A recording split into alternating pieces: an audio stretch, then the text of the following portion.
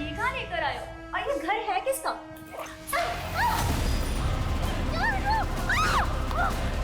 छोड़ो, छोड़ो मुझे।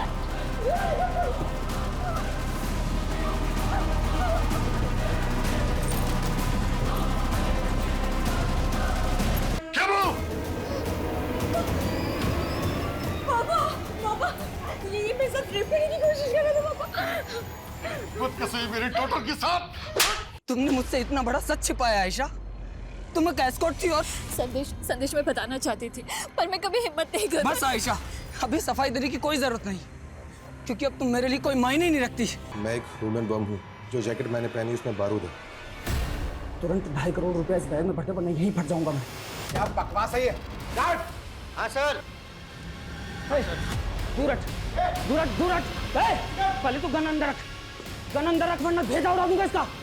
अंदर कर, जल्दी जल्दी, लॉक लगा, जल्दी कर। ज्यादा वक्त नहीं मेरे पास, समझा ना? जल्दी से 2.5 करोड़ रुपए इस बैग में भर दे, वरना भेजा उड़ा दूंगा इसका। हमारे बैंक में सिर्फ 70-75। अरे जितने भी है।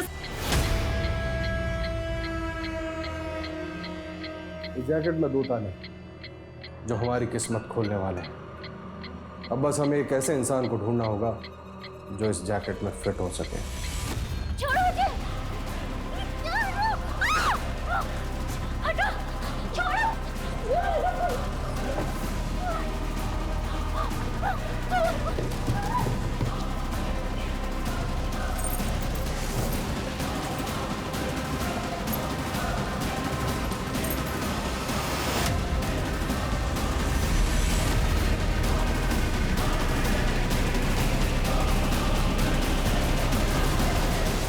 नमस्कार, मैं आशुतोष राणा क्राइम पेट्रोल सतर्क की शातिर क्रिमिनल की इस श्रृंखला में आप सभी का हार्दिक स्वागत करता हूं। कहते हैं आवश्यकता आविष्कार की जननी है, लेकिन बारूद की खोज करने वाले ने सिर्फ तबाही ही चाहिए होगी, यह कह पाना आसान नहीं है। लेकिन जो तबाह करने की ठान लेते हैं वो फूलों को भी हथियार बना सकते हैं। यह केस शातिर अपराधियों द्वारा रची गई ऐसी खूनी दास्तान है जिसमें क्रिमिनल्स ने दिखा दिया कि परफेक्ट क्राइम क्या होता है। मानो अपराधियों ने पुलिस को अपने द्वारा बिछाए गए पांसों में इस तरह उलझा दिया कि उनकी जांच का कोई अस्तित्व ही नहीं रह गया। और सब कुछ ऐसे होता रहा जैसे गुनहगार इस गुनाह की पटकथा लिख रहे थे, जिसे उन्होंने जीवंत करके दिखा दिया था। मानो नामुमकिन को मुमकिन कर दिया गया। यह गुनाह एक ऐसा खेल था जिसे खेलने वाला हर एक खिलाड़ी धुरंधर था।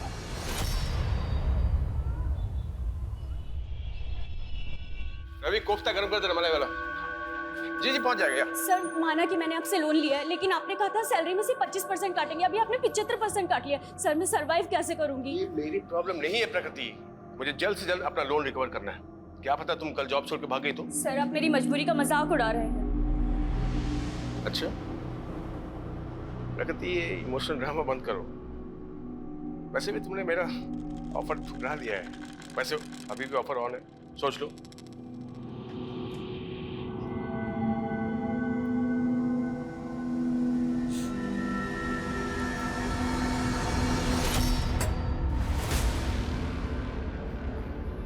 बड़ा खड़ूस है ना वो।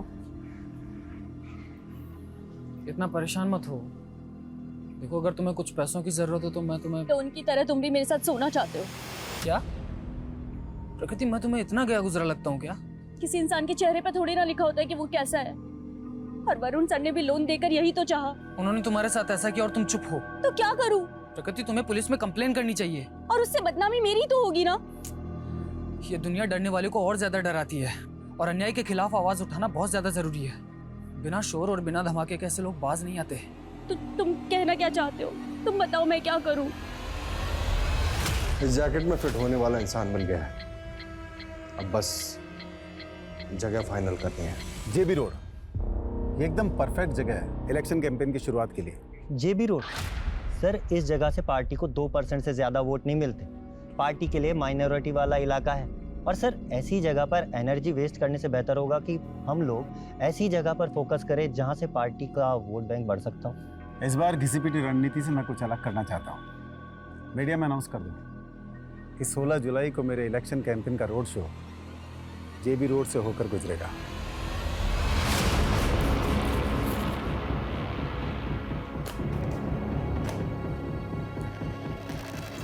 मैंने मेरा काम कर दिया है, अब मैं इंडिया में रुक के और रिस्क लेना नहीं चाहता।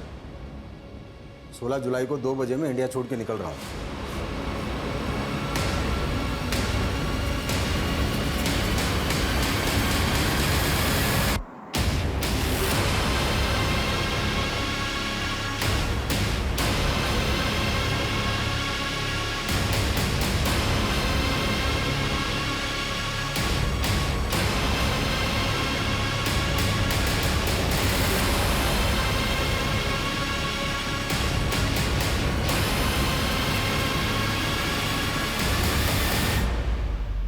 क्या है? पढ़ो ना। मैं एक ह्यूमन बम हूँ। जो जैकेट मैंने पहनी उसमें बारूद है। तुरंत 2.5 करोड़ रुपए इस बैग में भरते, वरना यहीं फट जाऊंगा मैं। क्या बकवास है ये? गार्ड! हाँ सर। दूर हट, दूर हट, दूर हट। पहले तो गन अंदर रख, गन अंदर रख, वरना भेजा उड़ा दूंगा इसका। अंदर कर जल्दी, जल्दी लॉक लगा, जल्दी कर। ज्यादा वक्त नहीं मेरे पास, समझा ना? जल्दी से 2.5 करोड़ रुपए इस बैग में भर दे, वरना भेजा उड़ा दूंगा इसका। हमारे बैंक में सिर्फ 70-75। अरे जितने भी है सारे इस बैग में ढाल दे, समझी ना? बोल अपनी कैसे करोगे? जल्दी कर, पीछे हट, चलो पीछे हट। जल्दी ला, दूर हट। कोई आगे नहीं आएगा, हाँ? चल।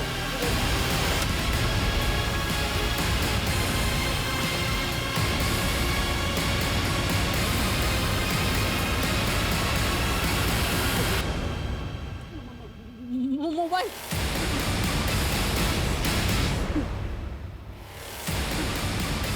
Hello police.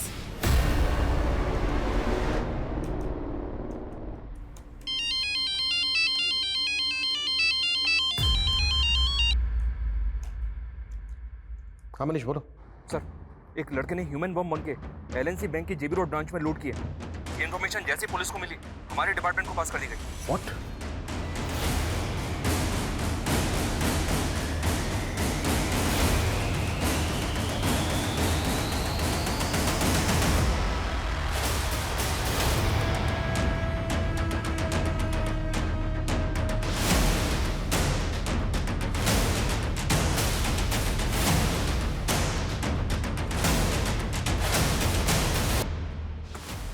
ये 20 मिनट पहले विश्राम चौक की तरफ भागा है।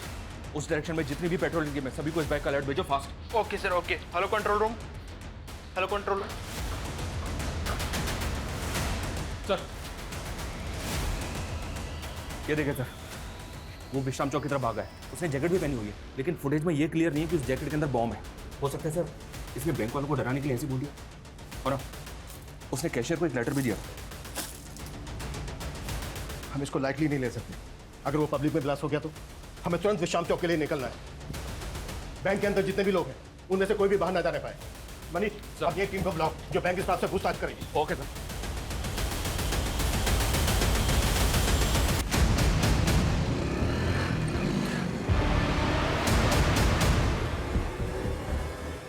Hello hello control room. हाँ, वो बैंक रॉबर शांति नगर की तरफ जाते दिखा है।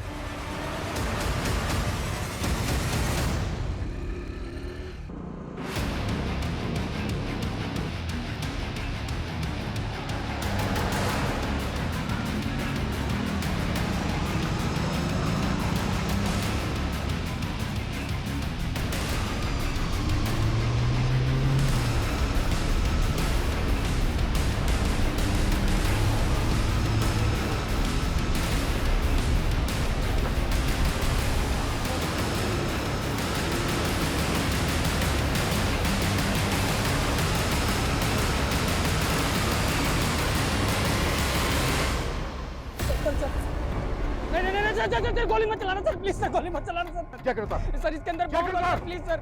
नहीं सर, इसके अंदर 2 लॉक लगे हैं सर। इसकी चाबी शांति नगर में सर। मैं वही लेने जा रहा था सर। मैं अगर 30 मिनट में चाबी नहीं मिली तो फट जाऊंगा सर मैं, प्लीज सर। बकवास बंद कर। ये अतरंग किसी जैकेट पहन के तू बैंक वालों को बेवकूफ बना सकता है, हमें नहीं। बैंक से जो पैसे लूटे थे कहाँ है वो? मैं लुटेरा नहीं हूँ सर, मैं रेस्टोरेंट में काम करता हूँ सर, मुझे फंसाया गया है सर। सर प्लीज कहानी बनाना बंद कर। सर, प्लीज सर, बात बता दीजिए, हाथ मत लगाइए सर, इसके अंदर वायर ही वायर लगी हुई है सर। सर एक भी वायर हिला तो मैं फट जाऊंगा सर, ये बॉम्ब है सर, प्लीज सर नजदीक मत आइए सर, इसके अंदर 2 वायर लगे हुए सर, अगर कुछ भी हिला तो फट जाऊंगा सर मैं। सर ये बॉम्ब है सर, प्लीज सर। सब पीछे हटो, सुमित सबको पीछे हटो, जल्दी क्विक चलो। ये वाकई में बॉम्ब स्क्वाड को turn fast, act fast. Okay sir. और इसे की सारी एक्टिविटी बंद करवाओ, टर्न। Okay sir.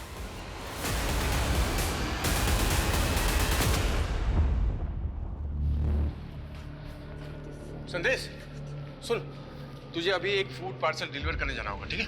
मैं डिलीवर करने जाऊँ?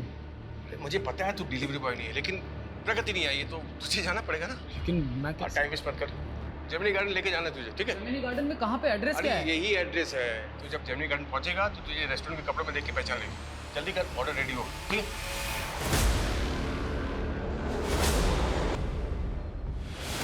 तू बोल रहा है कि तू बेकसूर है, तो फिर ये बैंक रॉबरी, ये जैकेट, ये सब क्या, कैसे पहुंचा यहाँ तक? सर मैं फूड पार्सल लेकर जैसे ही जमीनी गार्डन के पास पहुंचा तो 2 लोगों ने मुझे पकड़ लिया सर, और बंदूक तान दी मेरे पे। ये जैकेट मुझे जबरदस्ती पहना दी सर, और मुझसे बोला गया कि मैं 1.5 करोड़ रुपए लेके आऊँ बैंक से। ये गन भी उन्हीं लोगों ने दिए सर मुझे। नहीं चलिए, ये मेरी नहीं है सर, ये सर मेरी नहीं है सर। सर मैंने जो कुछ भी किया उन लोगों के कहने पे किया सर, मेरे पास कोई ऑप्शन नहीं था सर। तुझे क्या लग रहा है तेरी इस बकवासी कहानी पे भरोसा कर लेंगे हम? नहीं सर, मैं कोई कहानी नहीं बना रहा हूँ सर, मैं सच कह रहा हूँ सर। सर उन्होंने मुझे कहा था कि विश्राम चौक पे एक ट्रांसफर होगा, उसके बगल में एक क्रॉस का साइन लगा होगा सर, और उसके पीछे एक पत्थर रखा होगा, उस पर भी क्रॉस का साइन होगा, उसके नीचे इसकी चाबी है सर। लेकिन उन लोगों ने मुझे झूठ कहा था सर। मैंने वहाँ जाके देखा तो वहाँ पे कोई चाबी नहीं थी सर।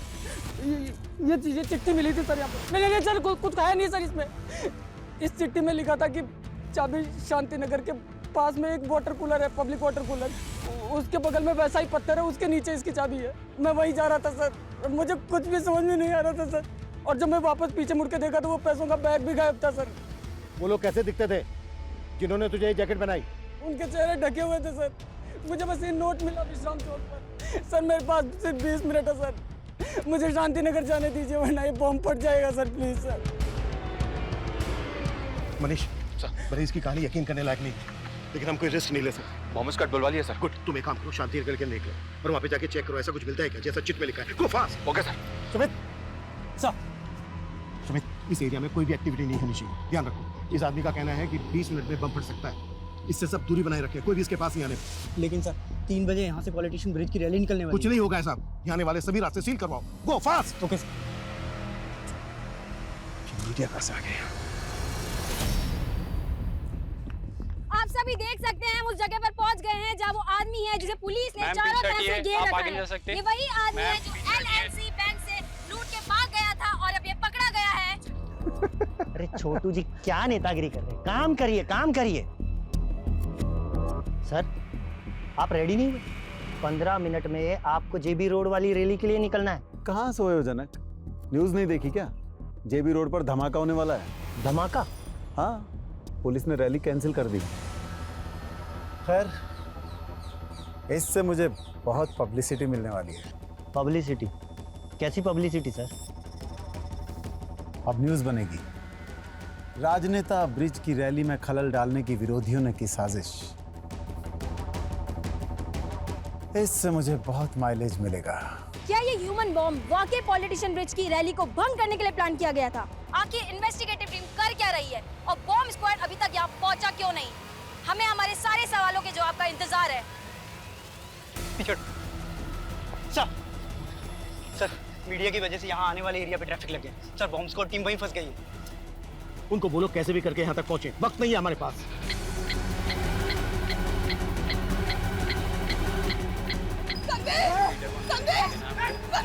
अरे रुकिए, आप अंदर नहीं जा सकते, अंदर खतरा है, आप अंदर नहीं जा सकते।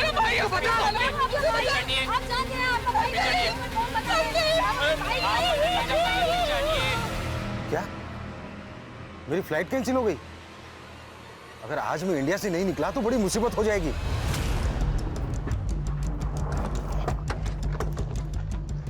इस एरिया में तो यही पानी की टंकी है, आसपास सर्च करो।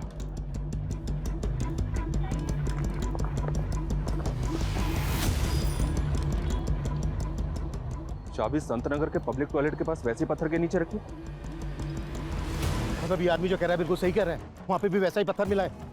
लेकिन सर उस पत्थर के नीचे चाबी तो नहीं मिली, पर एक नोट मिला है जिस पे लिखा है कि चाबी संतनगर के पब्लिक टॉयलेट के पास एक पत्थर के नीचे रखी है। मैं संतनगर जा रहा हूँ सर, ऑन द वे हूँ। ये ताले चाबी का क्या गेम खेल रहे हैं क्रिमिनल्स? अब बम को डिफ्यूज करने के लिए बम स्क्वाड भी नहीं पहुंची अभी तक।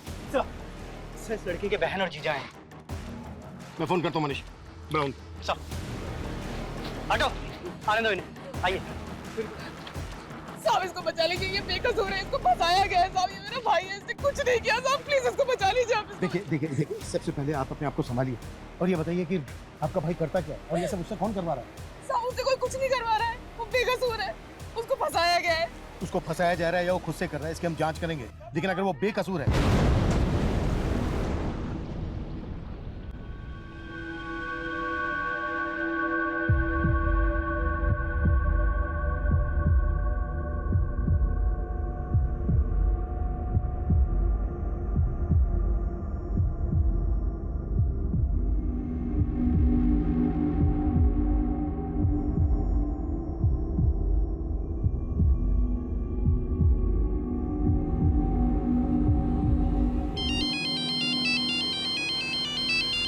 हाँ मनीष बोलो।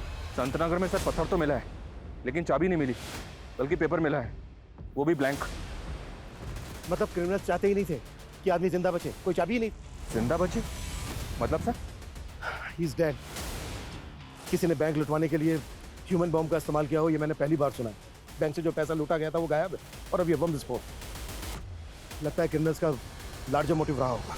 कई अपराध डरावने सपने की तरह होते हैं जो मन में संशय पैदा कर देते हैं कि जो हुआ था वो वाकई हकीकत था या महज कल्पना। क्या वाकई किसी राह चलते इंसान को एक ही झटके में ब्लैकमेल करके इतने बड़े अपराध को अंजाम दिया जा सकता था? लेकिन एक ऐसा इंसान जिसे अपनी मौत साफ साफ दिखाई दे रही थी, वो झूठ क्यों बोलेगा? पुलिस इसी कश्मकश में थी और इस धमाके के साथ एक ऐसे विकराल अपराध का शंखनाद हुआ जिसने किसी को डर से तो किसी को आक्रोश से भर दिया। जनता, मीडिया और प्रशासन सब सकते में थे। लेकिन गुनाह की इस कहानी का अगला मोड़ अभी और चौंकाने वाला था।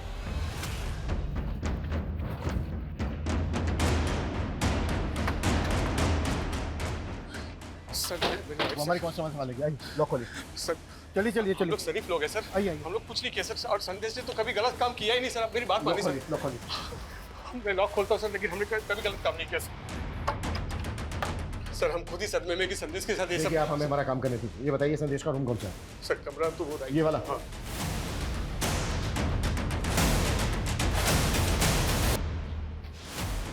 सुमित रूम को अच्छे से स्कैन करो, कुछ भी छूटना नहीं चाहिए।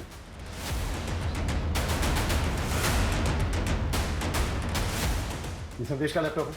जी सर। सुमित जब्त करो। सर संदेश ने अपनी जान गंवाई है सर, आप उसी में शक कर रहे हैं। देखिए उसके साथ साजिश हुई है सर। भेजा तो आप ही ने था ना उसको फूड पार्सल लेके? हाँ सर, भेजा तो मैंने ही था क्योंकि फूड पार्सल का ऑर्डर आया था सर मुझे। सर मुझे तो लग रहा है कि उसी की साजिश है जिसने वो पार्सल जेमिनी गार्डन में मंगवाया था। Yes type. मुझे 2 वेज थाली ऑर्डर करनी है, पार्सल जेमिनी गार्डन भिजवा दो। फूड पार्सल की डिलीवरी के लिए उस औरत ने जो जेमिनी गार्डन का एग्जैक्ट एड्रेस दिया होगा वो तो हमें। सर मैं यही तो कहना चाह रहा हूँ सर, उसने कोई एड्रेस दिया ही नहीं था सर। सिर्फ इतना बोली कि डिलीवरी बॉय को जेमिनी गार्डन भेज दूँ और उसे रेस्टोरेंट के कपड़े में पहचान लेगी सर। हाँ सर देखिए उसका फ़ोन भी मैं ट्राई कर रहा हूँ सर, कब से उसका फ़ोन भी बंद आ रहा है सर। सुमित ये नंबर ट्राई करो। हमारी डिलीवरी कल छुट्टी पे थी इसलिए मुझे अपने छाले को भेजना पड़ा सर। कौन डिलीवरी कर? प्रगति सर बिना बोले छुट्टी पे चली गई सर, और उसका 2 दिन से उसका भी फ़ोन बंद आ रहा है सर।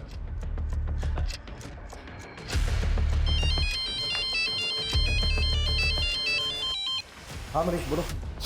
सर जेमिनी गार्डन या जेमिनी गार्डन के आसपास कहीं कोई सीसीटीवी नहीं है। ऐसा कोई विटनेस भी नहीं मिला है जिसने संदेश को यहाँ पे देखा हो।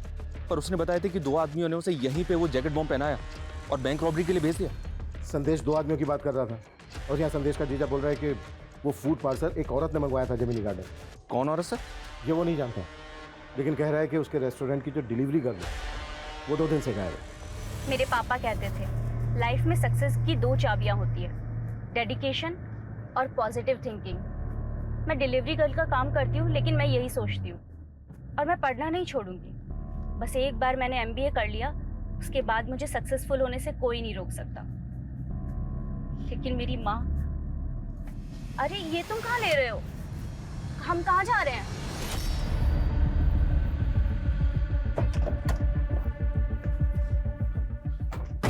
सर, ये प्रकृति का घर है।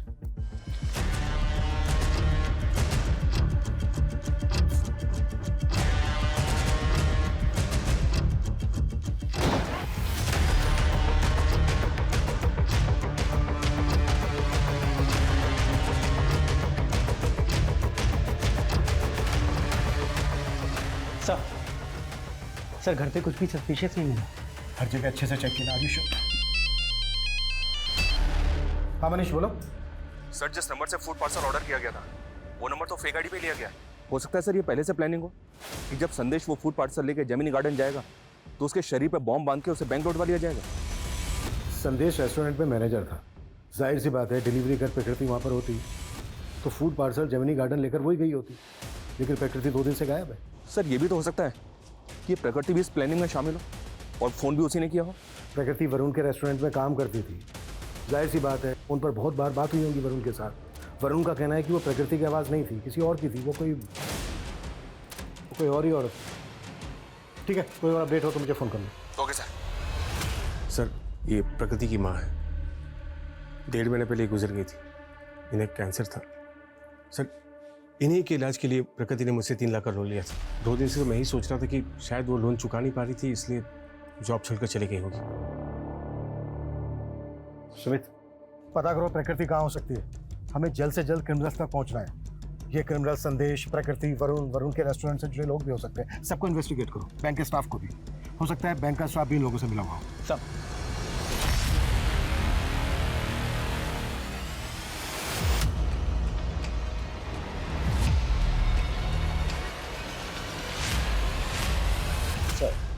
ये बॉम्ब अपने आप में एक अनोखा इन्वेंशन है और इसे स्टील प्लेट की मदद से तैयार किया गया था। और सर ये स्टील प्लेट, ये जैकेट में सर इस तरीके से लगाया गया था कि आदमी किसी भी तरीके से ना बच सके। और ये माइनिंग ब्लास्ट में भी बारूद की तरह इस्तेमाल किया जाता है। इसमें टाइमर की पावर और स्पार्क जनरेट करने के लिए किचन लाइटर्स की बैटरी का इस्तेमाल किया गया है। और सर आई एम 100% श्योर कि this is purely home made. इस बॉम्ब को बनाने में जो बारूद इस्तेमाल हुआ है वो किस तरह का है? ये कहाँ लेकर आए हो? और ये घर है किसका?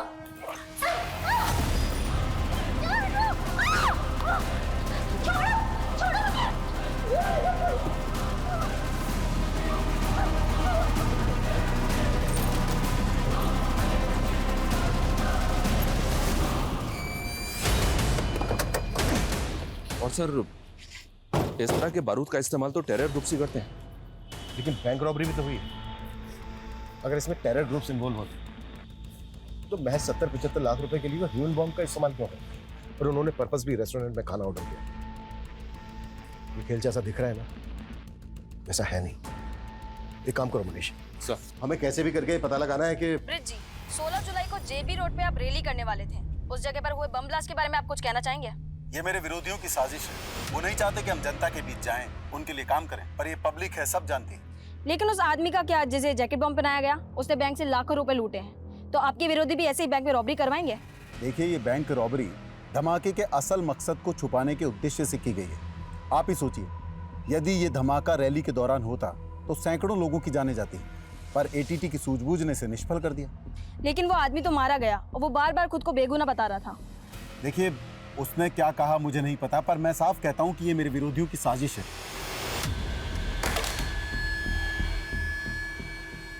अगर हम उस लड़के को बचा लेते तो ये केस इतना विकराल रूप लेता ही नहीं। लेकिन एक बात है सर, इस बॉम्ब ब्लास्ट की वजह से इस नेता को काफी मीडिया अटेंशन मिल रही है। और गौर करने वाली बात यह है कि ये रैली उसी इलाके से निकलने वाली थी जहां पर ब्लास्ट हुआ, और पहले भी इस नेता पर कई इलाकों में दंगे भड़काने के आरोप लगते रहे। हो सकता है सर उस इलाके में धमाका करवा के ये पॉलिटिकल माइलेज हासिल करना चाहता। वैसे तो ये थ्योरी दूर की है, पर कई केस ऐसे अजीबोगरीब होते भी हैं। काम करो, ब्रिज और उसके विरोधियों से जुड़े शरारती तत्वों की जांच करो, और ये भी पता करो कि प्रकृति और संदेश का किसी पॉलिटिकल पार्टी के साथ कोई कनेक्शन था क्या। Okay sir.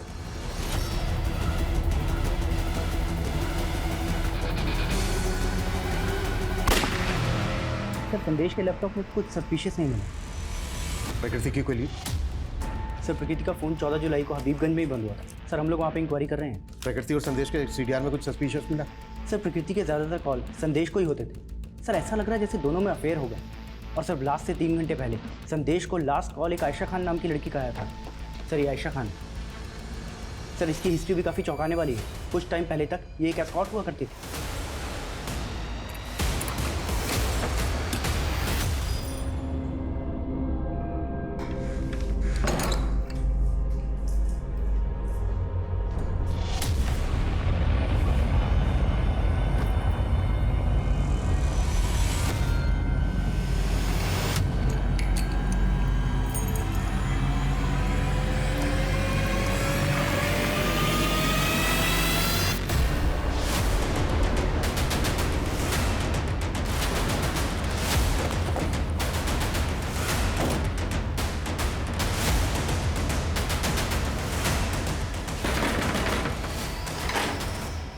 अंदर सर्च करो अच्छे से, कुछ भी छूटा नहीं चाहिए। क्या हुआ सर? संदेश को तो जानती होंगी। हाँ सर, वो मेरा दोस्त था। कैसा दोस्त? तुम एक एस्कॉर्ट थी और वो? सर वो मेरा पास था। अब मैं बहुत नॉर्मल लाइफ जी रही हूँ। संदेश से मेरी दोस्ती 1 साल पहले हुई थी, लेकिन वो ज्यादा लंबी नहीं चल पाई। तुमने मुझसे इतना बड़ा सच छिपाया आयशा। तुम एक एस्कॉर्ट थी और संदेश मैं बताना चाहती थी, पर मैं कभी हिम्मत नहीं कर। बस आयशा, अभी सफाई देने की कोई जरूरत नहीं, क्योंकि अब तुम मेरे लिए कोई मायने ही नहीं रखती। मैंने सोचा था संदेश को मनाकर वापस अपनी जिंदगी में ले आऊंगी, इसीलिए उसको कॉल किया करती थी। लेकिन संदेश की बहन और जीजा तो जानते तक नहीं है। सर जब मैं उससे मिली थी, वो अपने अंकल के पास रहता था। कौन अंकल? खेमू अंकल। संदेश, ये पढ़ो, मैं तुम्हारी आवाज रिकॉर्ड करनी है। पढ़िए।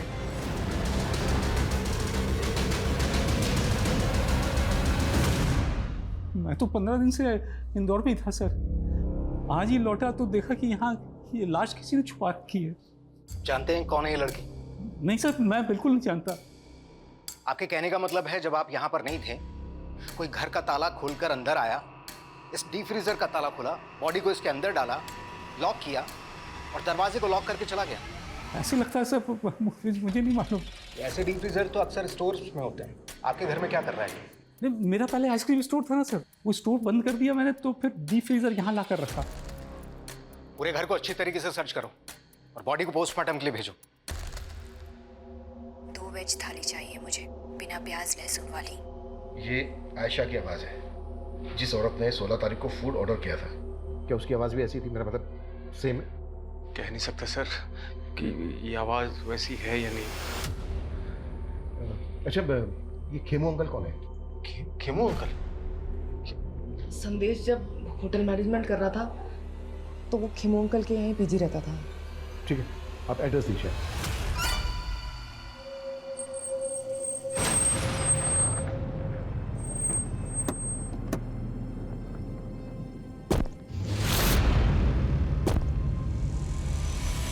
हाँ, संदेश 9 से 10 महीने पहले तक यहीं पर पीजी रहता था। यहीं पास ही के एक इंस्टीट्यूट से होटल मैनेजमेंट का कोर्स कर रहा था। सर मुझे तो खुद जानकर इतना धक्का लगा कि उसके साथ इतना बुरा हुआ है। हम आपसे ये जानना चाहते हैं, जिस दौरान संदेश आपके यहाँ रह रहा था, उसका किन किन लोगों से मिलना जुलना होता था? कौन कौन लोग आते थे उससे मिलने? आयशा के अलावा यहाँ पर उससे मिलने के लिए और कोई नहीं आता था। Thank you. मनीष, संदेश यहाँ जिस इंस्टीट्यूट में पढ़ता था वहां पर पता करो। और हाँ सुमित, बोलो। सर हबीबगंज के एक घर में प्रकृति की लाश मिली है। What? सर पोस्टमार्टम रिपोर्ट के हिसाब से खून जमने से इसे दिल का दौरा पड़ा और उस वजह से इसकी डेथ हो गई। शायद इसको जिंदा ही डीप फ्रीजर में डाल दिया गया था।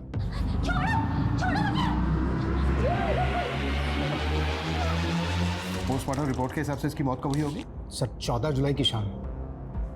14 जुलाई की शाम, और ब्लास्ट हुआ था 16 जुलाई को।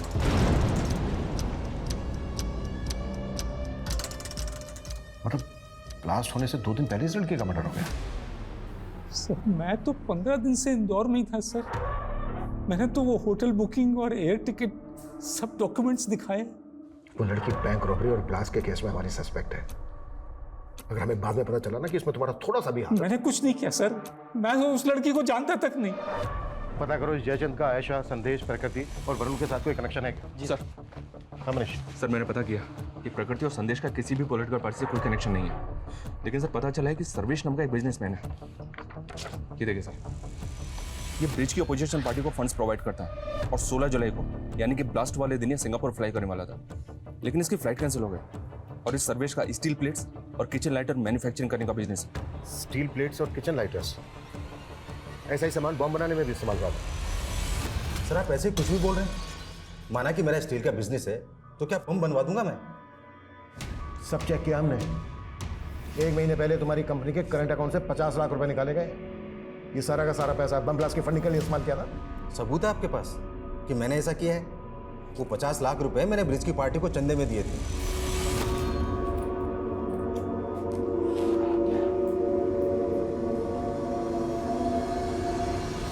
तुम तो हमेशा ब्रिज की विरोधी पार्टी को चंदा देते आए हो, तो ब्रिज? सर इस बार मैंने पार्टी बदल ली थी और मैं ब्रिज को फंड करके उसे जितवाना चाहता था, और इससे विरोधी पार्टी वाले चिढ़ गए। उनसे मुझे मेरी जान का खतरा था, इसलिए मैं इलेक्शन होने तक इंडिया छोड़कर बाहर जाना चाह रहा था और 16 जुलाई को मैं सिंगापुर जा रहा था। झूठ बोल रहा है सर्वेश, उसने कभी मेरी पार्टी को फंड किया ही नहीं। और वैसे भी हम चंदा कैश में नहीं लेते। कहीं ऐसा तो नहीं है नेताजी कि आप इसी वजह से मानने से इनकार कर रहे हैं? क्योंकि आप अच्छी तरह से जानते हैं चंदा कैश में लेने की बात निकली तो इंक्वायरी बैठ सकती है आप पर। मैं किसी इंक्वायरी से नहीं डरता, जा सकते हैं आप। ठीक है नेताजी।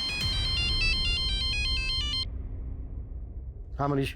सर वो खेमू अचानक से गायब हो गया, उसका फोन भी बंद आ रहा है। व्हाट?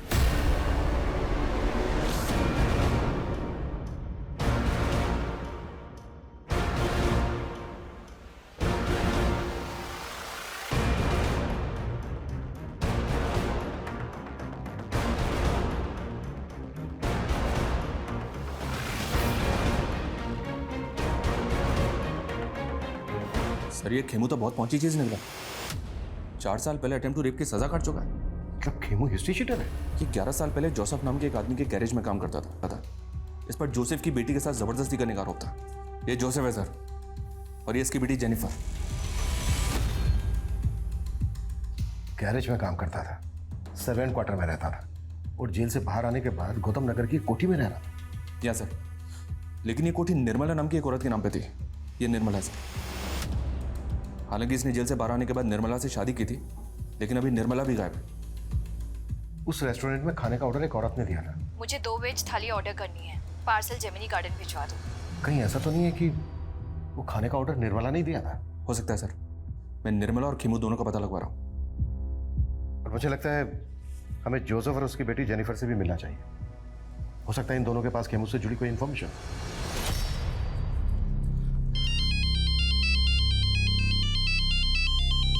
हाँ बेटा जेनिफर।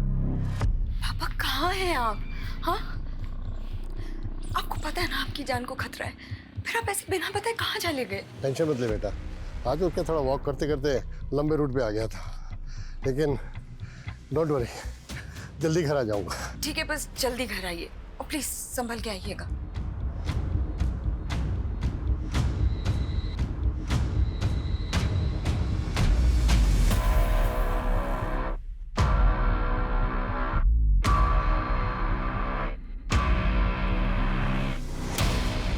एक्सक्यूज मी, ये एड्रेस पता है आपको कहाँ पर है? मैं यहाँ का नहीं हूँ, अब किसी और से पूछो ना। मैं अपने डार्क पास्ट के बारे में बात नहीं करना चाहती। Jennifer, what happened? Mister Joseph. या? देखिए, हम आपके पुराने एम्प्लॉय खेमू को तलाश कर रहे हैं। हमें डाउट है कि जेबी रोड पर जो बैंक रॉबरी हुई थी, ब्लास्ट हुआ था, उसमें वो इन्वॉल्व है। हमें पता चला कि वो पहले आपके यहाँ सर्वेंट क्वार्टर में रहता था। हम बस आपसे ये जानना चाहते हैं कि आप उससे कैसे मिले, मतलब कैसे जानते हैं आप उसको? सर वो हमेशा कहता था मैं यूपी से हूँ, लेकिन मुझे ऐसा नहीं लगता था, मुझे लगता वो नेपाल है। वो अनाथ था सर। जब वो 14 ईयर्स का था तब मैंने उसको काम पे दिया। मैंने उसको अपने सन की जैसे पाला, लेकिन मुझे क्या पता था वो मेरी डॉटर के साथ ही। मिस्टर जोसेफ, फिलहाल वो एक कोठी में रह रहा था जो गौतम नगर में है, और वो कोठी एक निर्मला नाम की औरत के नाम पर है। ये है वो निर्मला। आप लोग जानते हैं इसको? मैं ऐसी किसी औरत को नहीं जानता। धमाके में मारा गया संदेश और जयचंद के घर मिली प्रकृति की लाश, इन दोनों विक्टिम के वर्तमान और अतीत का पता करने के अलावा पुलिस रेस्टोरेंट के मालिक वरुण, संदेश की दोस्त आयशा, राजनेता ब्रिज, बिजनेसमैन सर्वेश और जयचंद के बाद अब खेमचंद उर्फ खेमू का इतिहास जानने के लिए इतनी इच्छुक क्यों थी? क्या खेमू के गायब होने की कहानी इस केस को लीड दे सकती थी, या पुलिस इस दिशा में जाकर वक्त जाया कर रही थी? बहुत तलाश करने के बाद भी खेमू का कोई लीड नहीं था और इस क्राइम से जुड़े हुए हर स्थान का डंप डाटा निकालने के बाद भी पुलिस गुनाह के असल मकसद से भी बेखबर थी और असली गुनहगार से भी। लेकिन गुनहगार चुप नहीं बैठा था, वो एक और चौंकाने वाली योजना को अंजाम पहुंचाने वाला था। सर, इन चिट्स की हैंडराइटिंग हमारे किसी भी सस्पेक्ट से मैच नहीं होती। और सर, ये निर्मला और खेमू, ये दोनों भी कहाँ हैं पता ही नहीं चल रहा। सर क्या तो? हाँ मनीष। सर, हबीबगंज थाने में एक अज्ञात औरत ने पीसीओ से फोन करके टिप दी है कि कल एक और ब्लास्ट होगा। उसने ये नहीं बताया कि ब्लास्ट कहाँ पे होगा और उसका नाम क्या है, और पीसीओ से उस औरत के बारे में कुछ पता नहीं चल रहा। कल 30 जुलाई है और कल जंगपुरा में ब्रिज की रैली भी है। कहीं ऐसा तो नहीं है कि पिछली बार की तरह इस बार भी? लेकिन सर, पिछली बार एक औरत ने रेस्टोरेंट में फोन पे फूड ऑर्डर करके कांड किया था। इस बार ये औरत कौन है जिसने पुलिस को अलर्ट करने के लिए फोन किया? अगर हमने अलर्ट जारी किया तो क्रिमिनल अलर्ट हो जाएगा। उस फोन कॉल की रिकॉर्डिंग मंगवाओ। क्या सर? लेकिन सर, हमें अलर्ट तो करना चाहिए और इस रैली को भी कैंसिल करना होगा। अगर हम क्रिमिनल्स को रंगे हाथों पकड़ने का रिस्क लेंगे तो डेंजरस हो सकता है।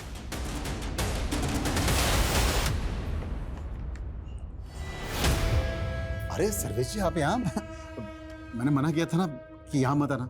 मुझे कह देते, मैं आज हाजिर हो जाता। पुलिस मेरी इंक्वायरी कर रही है और आप मुझसे पिंड छुड़ा रहे हैं। इलेक्शन तक शांति रखिए। तुम्हारे ऊपर जितने भी ये ईडी के मामले चल रहे हैं ना, सबका निपटारा करवा दूंगा। और वो बम ब्लास्ट वाले केस का क्या? वो भी निपट जाएगा।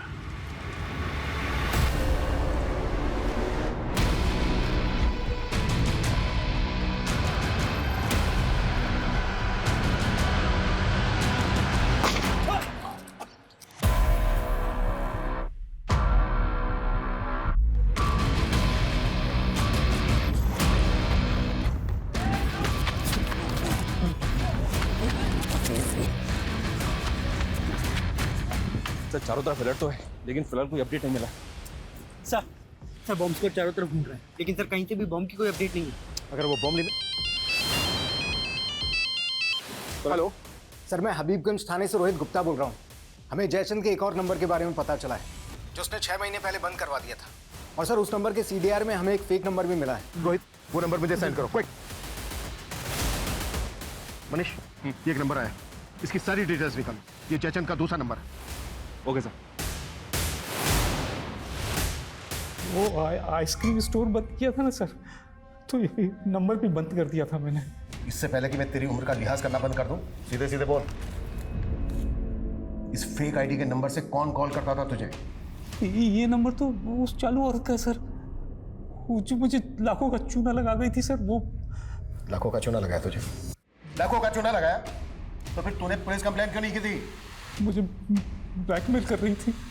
मेरी कुछ चैट्स थी उसके पास, वीडियोस थी, पिक्स थी। मुझे इज्जत का डर था। इज्जत तो हम निकालेंगे तेरी। सीधे सीधे बोल, वो नंबर किसका था? कौन इस्तेमाल कर रहा था? वो शनाया नाम की औरत थी सर। उसका फोटोग्राफ तो होगा तेरे पास? नहीं सर, मेरे पास कहाँ? तेरे साथ फोटो वीडियो थे उसके पास। और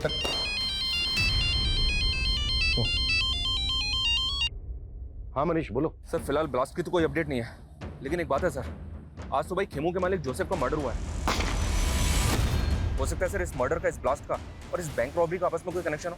जोसेफ तो यहाँ से लगभग 200 किलोमीटर दूर रहता है, तो उसे इस ब्लास्ट से। लेकिन सर, लोकल पुलिस ने बताया कि जोसेफ की बेटी को इस बात का शक है कि ये मर्डर खेमू ने किया है।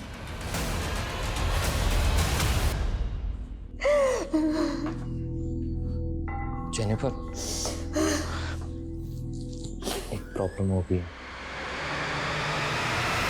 तो जोसेफ का जहाँ पे मर्डर हुआ, वहाँ से लोकल पुलिस को ये अजीब सा वेपन मिला है। मर्डर इसी से हुआ है। ये कैन पिस्टल तो जैकेट बॉम्ब से भी अनोखी है, और अगर खेमू ने मर्डर किया है तो उसके पास ऐसा वेपन आया कहाँ से? पर क्रिमिनल क्राइम सीन पर वेपन छोड़ के क्यों भागा? वो भी ऐसा वेपन? सर जैचन ने ये स्केच बनवाया, वो इस लड़की का नाम शनाया बता रहा है, लेकिन सर ये तो जेनिफर है।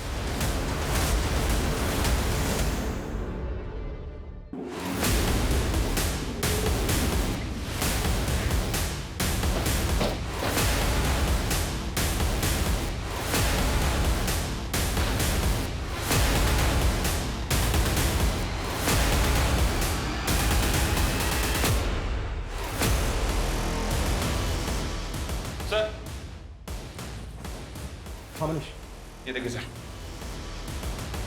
यहाँ भी कबर्ड खुला हुआ है और बाहर भी सामान बिखरा हुआ है। लगता है जेनिफर यहाँ लूट की जगह देकर भाग गई ताकि हमको लगे कि उसको किसी ने गायब किया है। 30 तारीख अभी टली नहीं है, हो सकता है वो दूसरे ब्लास्ट का प्लान एग्जीक्यूट कर रही है। मनीष सर, कैसे भी करके हमें उसको ट्रेस करना होगा। उसका नंबर सर्वेलेंस पर डाल दो सर, उसकी लोकेशन का पता चलेगा। जब हम यहाँ पर पहले आए थे तो जोसेफ की कार खड़ी थी यहाँ पर। सीसीटीवी से उस कार का नंबर कैप्चर करो और सब जगह सर्कुलेट करो तुरंत।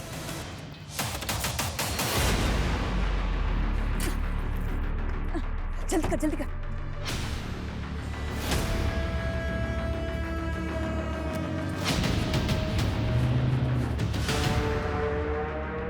खेमू, स्पीड बढ़ाना है यार, नेपाल में आज ही एंटर करना है।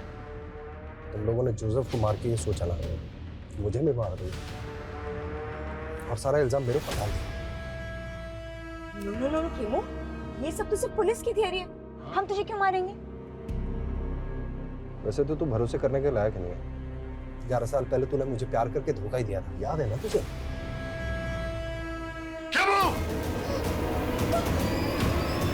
पापा, ये मेरे साथ रेप करने की कोशिश कर रहा था पापा।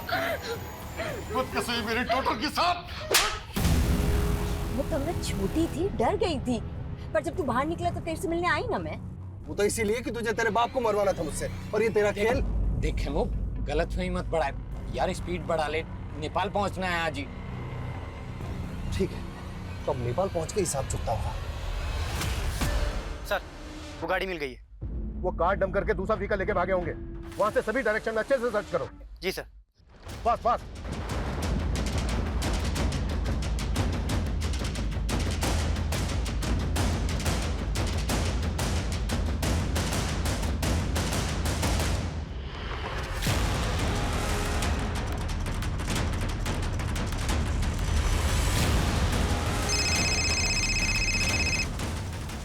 हेलो सर, जेनिफर और खेमू एक कार में जाते हुए कैप्चर हुए हैं। सर, गाड़ी का नंबर है MPXX 8977। सर, वो बाईपास रोड की तरफ गई है। Fast fast.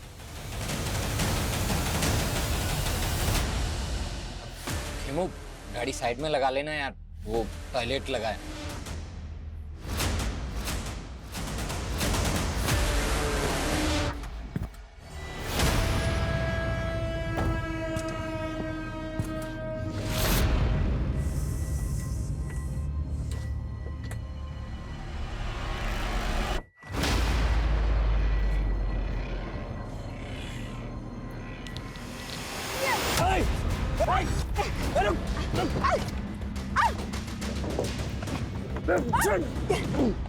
चाबी दे।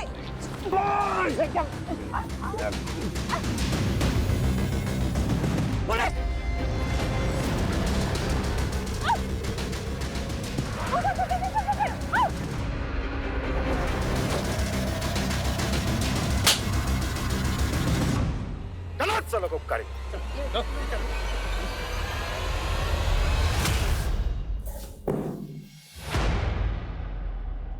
अपने रेपिस्ट के साथ दोस्ती कर ली? मुझे समझना मुश्किल ही नहीं, नामुमकिन है। वो शातिर समझती हो अपने आप को। और तू जेल से बाहर आते ही निर्मला से शादी कर दी। कहाँ गायब किया निर्मला को? उसे तो मैंने शादी करते इस वक्त पहुंचा दिया, लेकिन इस कमीनी का नर्क मुझे ले डूबा। अपने बाप को मारने की सुपारी दी थी इसने मुझे, और इमाम से कत्ल करवा दिया उसका। बैंक रॉबरी, ब्लास्ट, ये सब तुम्ही लोगों ने प्लान किया था ना? और 30 जुलाई को भी। 30 जुलाई का ब्लास्ट वो सिर्फ एक खेल था। ब्लास्ट तो सिर्फ एक ही हुआ था, 16 जुलाई को। मुझे 2 वेज थाली ऑर्डर करनी है, पार्सल जेमिनी गार्डन भिजवा देना। वैसे पहले ही प्लान नहीं था, लेकिन जब मैंने खेमू को अपने बाप को मारने की सुपारी दी तो कहानी बदल गई। माना मैं तुझसे दोस्ती नहीं निभा पाई, लेकिन तू मेरे बाप से दुश्मनी निभा। मार दे उसे और बदले में 5 लाख ले ले। 5 नहीं 25 लाख लगेंगे, सोच ले।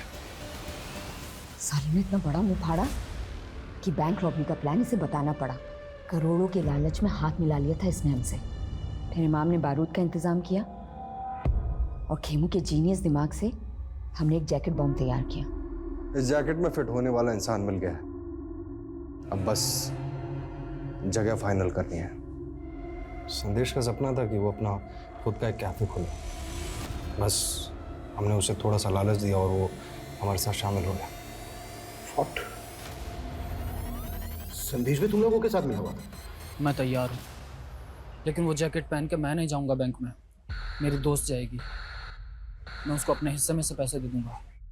उस लड़की को अपनी माँ के इलाज के लिए पैसे चाहिए थे, लेकिन काम होने से पहले उसकी माँ गुजर गई और फिर वो प्लान से बैकआउट करने लग गई। तो इसीलिए ये कहाँ लेकर आए हो और ये घर किसका है? ये क्या कर रहे हो?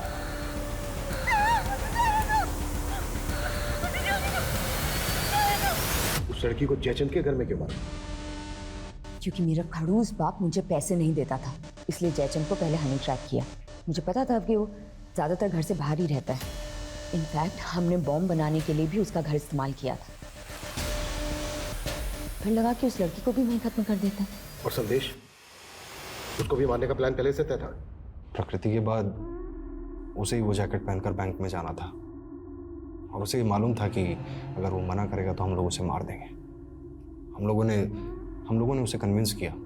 उसे कहा कि उस जैकेट में बारूद ज़रूर होगा लेकिन वो फटेगा नहीं। अब तुझे खुद ही पुलिस के रडार में आना है और उन्हें पत्थर और चिट वाली कहानी सुना लिया। 3 अलग अलग लोकेशन पर अलग अलग पत्थर और अलग अलग चिट मिलेंगे, जिससे उन्हें यकीन हो जाएगा कि तुझे फंसाएगा। पक्का ना? और तुम लोगों ने उसको डिच किया, लेकिन 16 जुलाई को ब्लास्ट के लिए वही जगह क्यों चुनी जहाँ से नेता ब्रिज की रैली निकलने वाली है? ताकि आपको ये सब पॉलिटिकल लगे, लेकिन जैसे ही आप खेमू तक पहुंचे हमें लगा कि ये सब रिस्की हो सकता है। इसीलिए पीसीओ से आपको फ़ोन किया और आपके दिमाग में कीड़ा डाला ताकि लगे कि ये सब पॉलिटिकल है, और फिर अपने बाप को मार के खेमू को मार के गायब करने का प्लान था। मुझे कहीं भागना नहीं पड़ता। सोचा था अपने बाप की प्रॉपर्टी पे जिंदगी भर ऐश करूंगी, लेकिन इस इमाम ने मेरा पूरा प्लान बर्बाद कर दिया।